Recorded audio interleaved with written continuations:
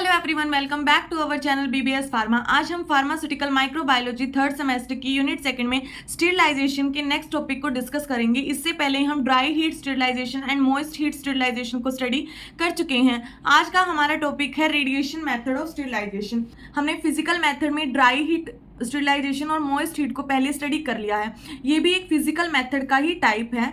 Radiation method में क्या होगा, हम रेडिएशन यानी कि यूवी रेडिएशन, इंफ्रारेड रेज, इनको यूज करते हैं स्टेरिलाइजेशन के लिए, बैक्टीरिया को किल करने के लिए या उनकी ग्रोथ को इनहिबिट करने के लिए। Radiation method is use to sterilize heat sensitive substance. ये उन सब्सटेंस को स्टेरिलाइज करने के काम आता है जिनको क्या है, जो हीट सेंसिटिव है, यानी कि जिनको हम ड्राई हीट या मॉइस्ट हीट से स्टेरिलाइज नहीं कर पाए थे, क्योंकि जिस भी चीज को हमने स्टेरिलाइज करना था वो खुद ही हीट से क्या है, डिस्ट्रॉय हो सकता था। इवन उसके अंदर क्या है, यानी कि बैक्टीरिया किल नहीं होते थे, वो खुद भी डिस्ट्रॉय हो रहा था। तो ऐसी चीजों को हम हीट मेथड से स्टेरिलाइज नहीं कर सकते। इनके लिए क्या है, हम रेडिएशन मेथड का यूज करते हैं। And such techniques are being developed in food and pharmaceutical industries. जो ऐसी रेडिएशन मेथड वाली टेक्निक है, फूड और फार्मास्यूटिकल इंडस्ट्रीज में बहुत जगह यूज होती हैं। It is divided into two categories.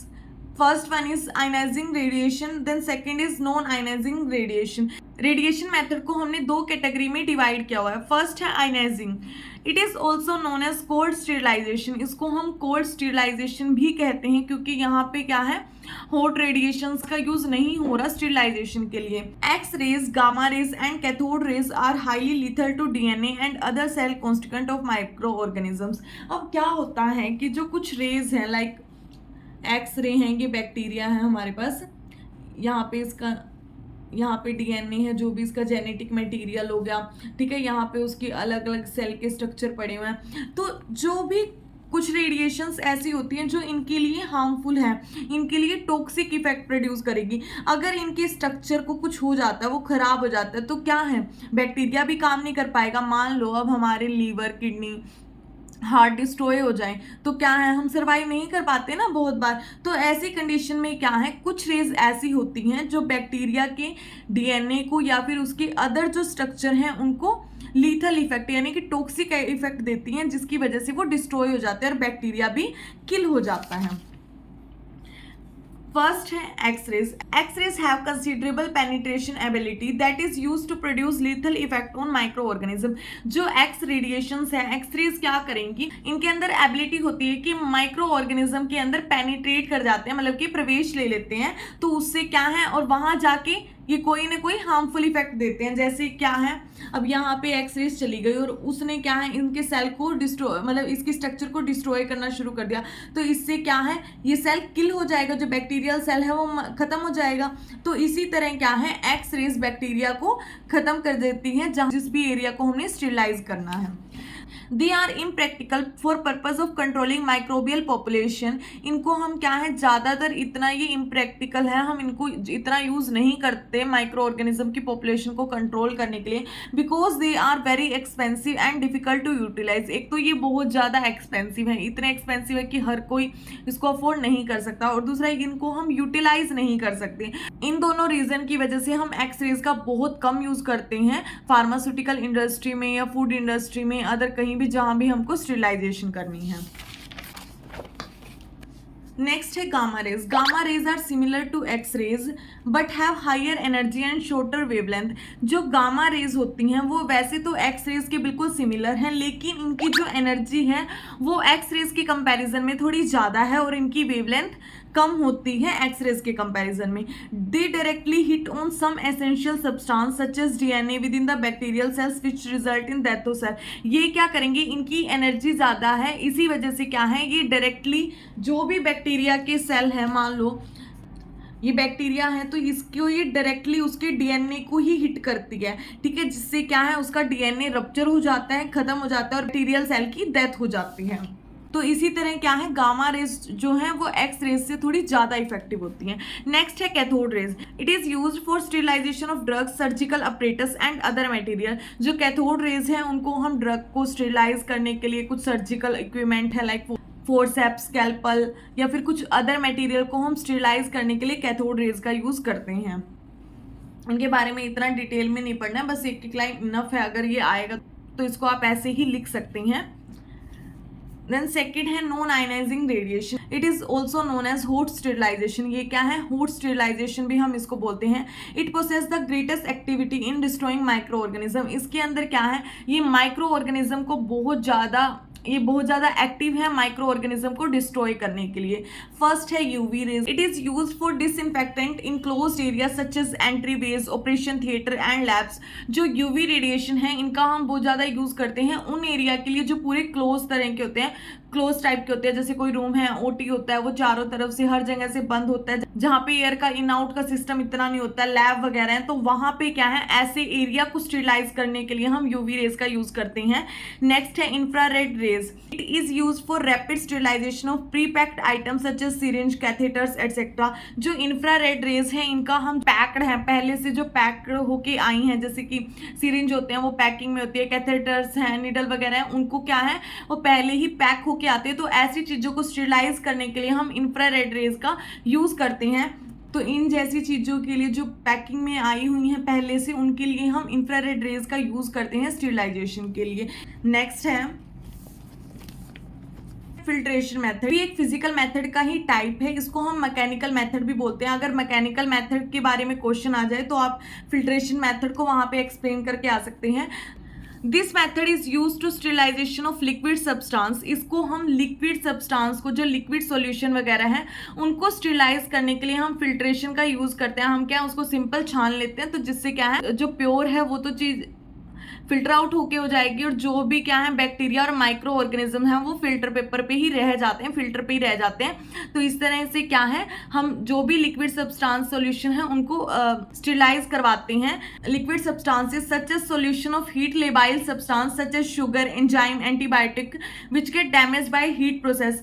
ऐसे सॉल्यूशन जो डैमेज हो जाते हैं हीट के थ्रू, इन चीजों को हम स्टेरिलाइज करने के लिए क्या है फिल्ट्रेशन मेथड का यूज करते हैं। अब कुछ सॉल्यूशन ऐसे होंगे जिनको हम हीट में रखेंगे तो वो क्या है खुद ही अलग फॉर्म में हो जाते हैं। ऐसे सब्सटेंस के लिए हम हीट मेथड यूज नहीं कर सकते, तो उनके लिए हमने फिल्ट्रेशन मेथड यूज किया है। This method is also used for separation of bacteriophage and bacterial toxin from bacteria. Filtration method का हम यूज करते हैं बैक्टीरियोफेज और बैक्टीरियल टॉक्सिन्स को बैक्टीरिया से अलग करने के लिए। बैक्टीरियोफेज क्या होता है, ये वायरस होता है जो क्या है बैक्टीरिया के साथ ही लग जाता है, और फिर क्या है उसी के साथ वो रेप्लिकेट करता है, वहीं से वो फूड गेन करता है और इन्फेक्ट भी करता है। और बैक्टीरियल टॉक्सिन्स क्या है, हार्मफुल सब्सटेंस होते हैं जो क्या है बैक्टीरिया प्रोड्यूस करता है किसी भी डिजीज को प्रोड्यूस करने के लिए। डिजीज करने के लिए बैक्टीरिया बैक्टीरियल टॉक्सिन्स को प्रोड्यूस करता है। तो यानी कि उस वायरस और बैक्टीरियल टॉक्सिन्स को सेपरेट आउट करने के लिए बैक्टीरिया से हम फिल्ट्रेशन मेथड का यूज करते हैं। This the process of the solution sterilization by filtration consist of flowing main stages for solution. जो हम फिल्ट्रेशन मेथड कर रहे हैं तो उसके लिए क्या है कुछ पूरा प्रोसीजर होता है, ये स्टेज हमें फॉलो करने पड़ते हैं। पहले एक बार हम फिल्ट्रेशन का पूरा प्रोसीजर देख लेते हैं।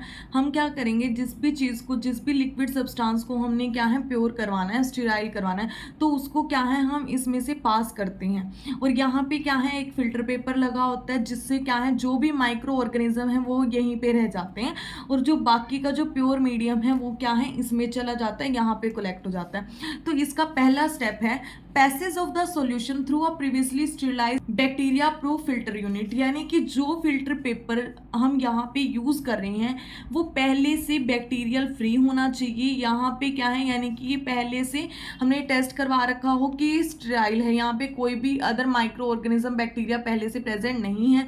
और जब हम यहाँ से जो भी हम लिक्विड को यहाँ से पास कर रहे हैं वो क्या है इसके अंदर जाए, तो बैक्टीरिया जो भी माइक्रो ऑर्गेनिज्म है वो यहाँ पे रह जाए, इसके अंदर पास ना करें। Then aseptic transfer of the filtrate to sterile container which are sealed aseptically।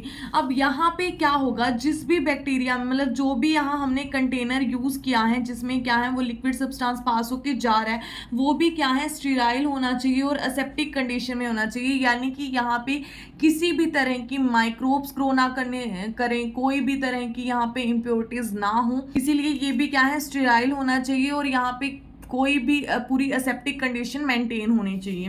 Bacteria stay on filter which further remove and we get sterile product. अब क्या है जो भी यहाँ पे हमने जो भी फिल्टर पेपर यहाँ यूज किया और लिक्विड के अंदर जितने भी बैक्टीरिया माइक्रो ऑर्गेनिज्म थे वो क्या है, यहीं पे स्टे कर जाएं, यहीं रुक जाएं, और यहाँ पे जो भी लिक्विड जा रहा है वो प्योर जाए, ठीक है। और इसको हम क्या है, रिमूव कर लेंगे बाद में, सिर्फ हमारे पास क्या ये प्योर मीडियम रह जाएगा, इसको हम रिमूव कर देंगे, जिससे क्या है हमारा जो प्रोडक्ट है हमें स्टेराइल प्रोडक्ट मिल जाएगा।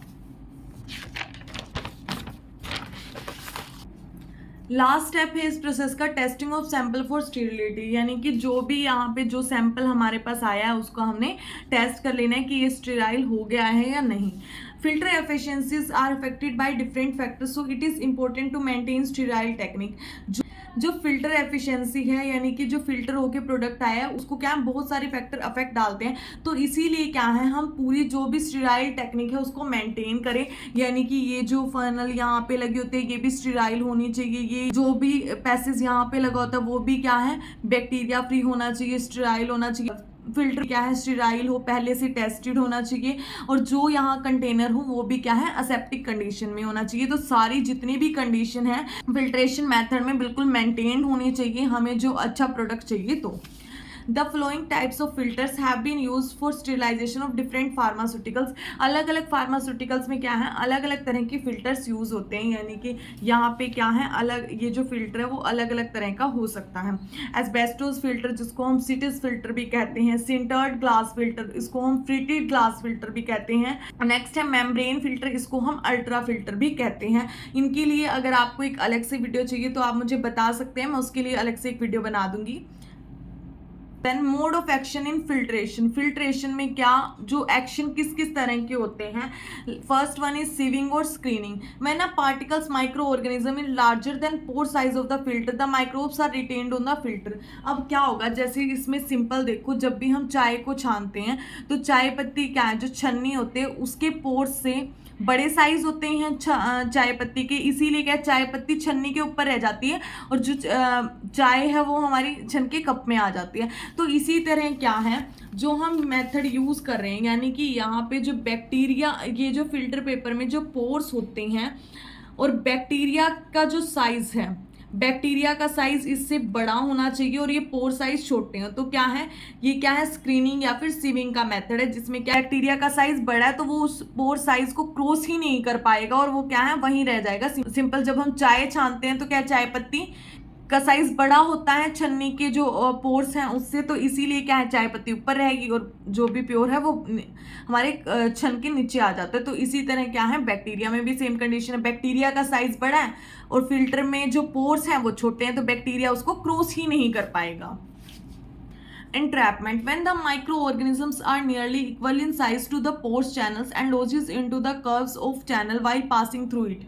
अब इसमें क्या होगा, पहले देखो entrapment, entrap मतलब कि वो फंस जाते हैं। when the microorganisms are nearly equal in size of pore channels, अब क्या होगा जो बैक्टीरिया का साइज है और पोर्स का साइज है वो क्या है सेम होता है, यानी कि जब इसमें ये पास करेंगे तो ये बीच में ही यहीं पे फंस जाते हैं, ये नीचे उसको क्रॉस नहीं कर पाते।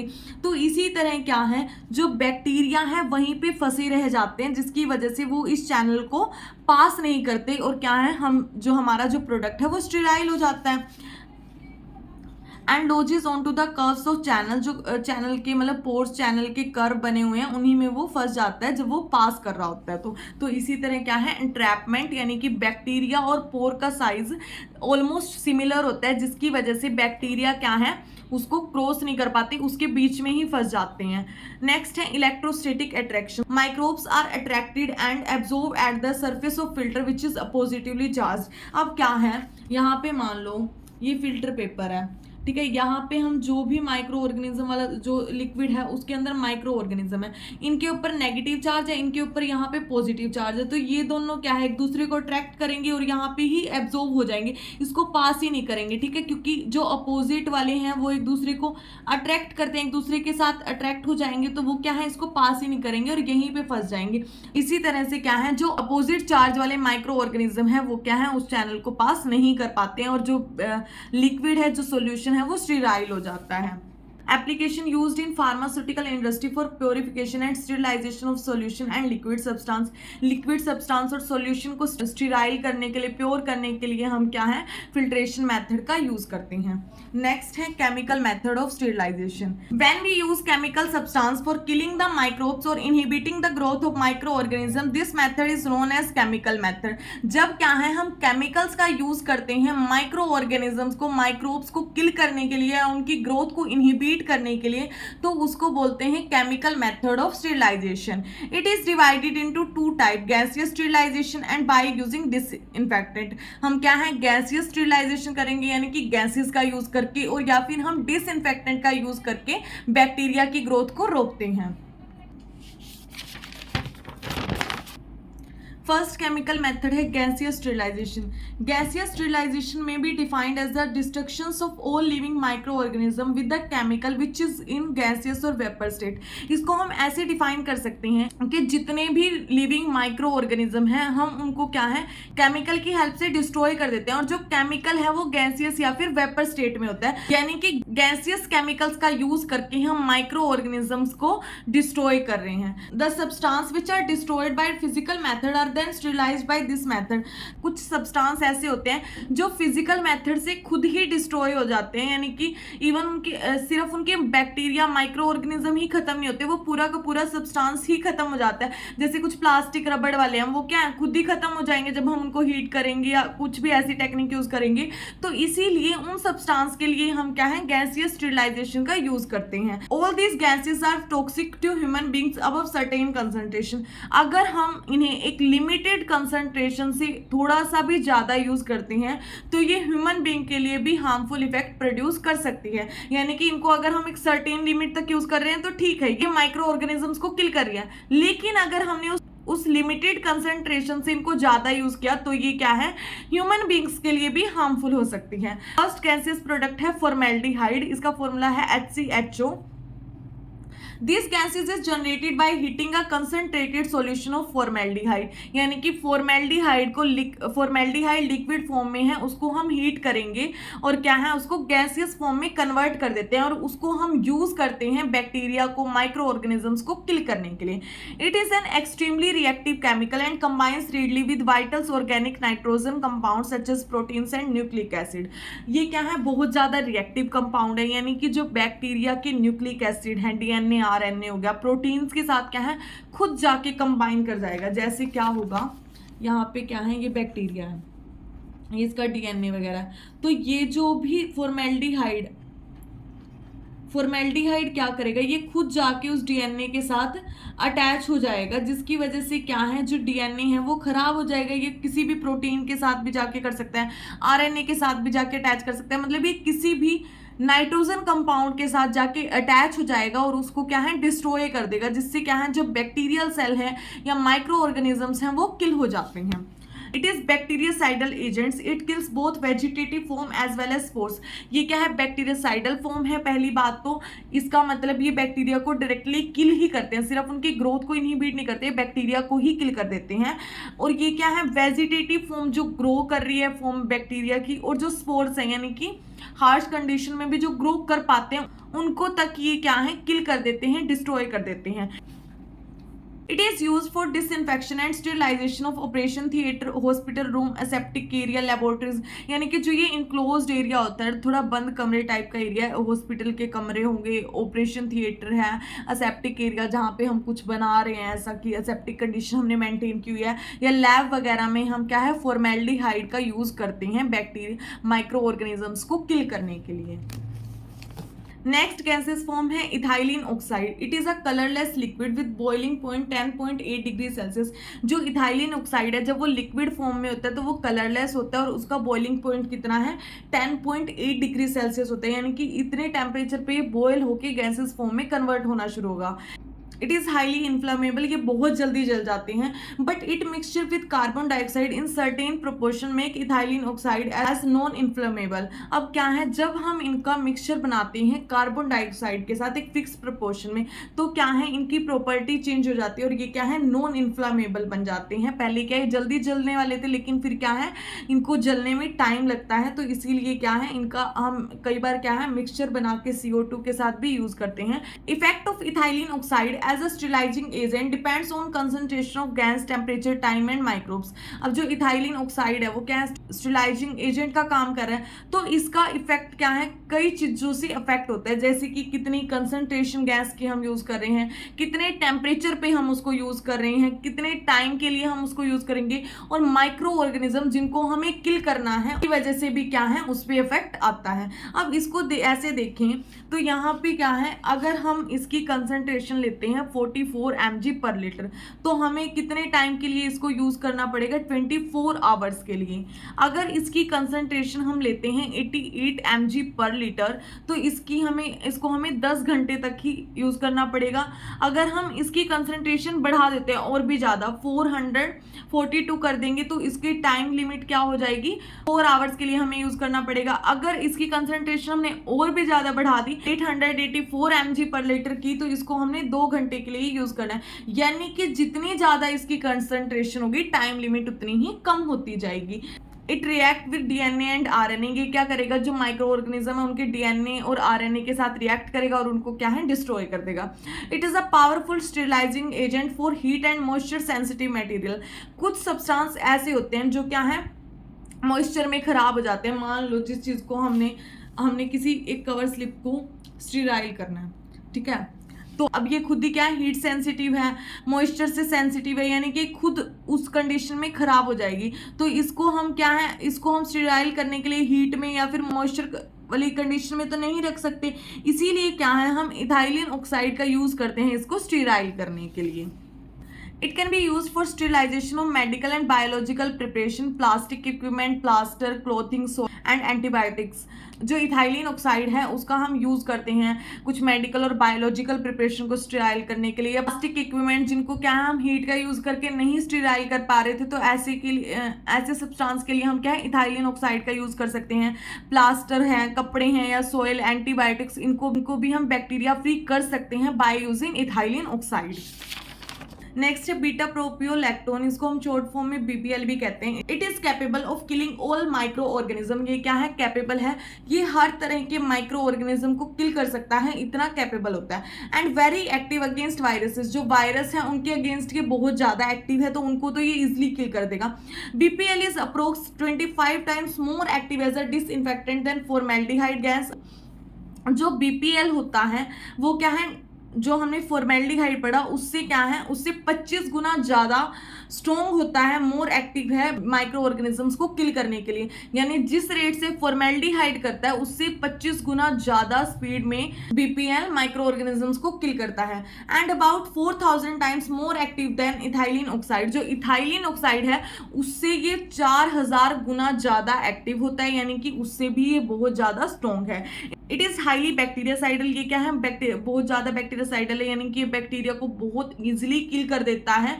And used in concentration of 2 to 5 mg पर लीटर, जो इसकी कंसंट्रेशन हम यूज करते हैं बैक्टीरिया को किल करने के लिए वो 2 से 5 mg पर लीटर ही होते हैं, यानी कि इनकी बहुत कम कंसंट्रेशन की जरूरत पड़ती है बैक्टीरिया को किल करने के लिए। It produce toxic effect and irritation easily, ये क्या है टॉक्सिक इफेक्ट प्रोड्यूस करता है और इरिटेशन बहुत जल्दी को प्रोड्यूस करता है, तो इसीलिए क्या है ह्यूमन बींग्स के लिए भी बहुत ज्यादा हार्मफुल है ये केमिकल।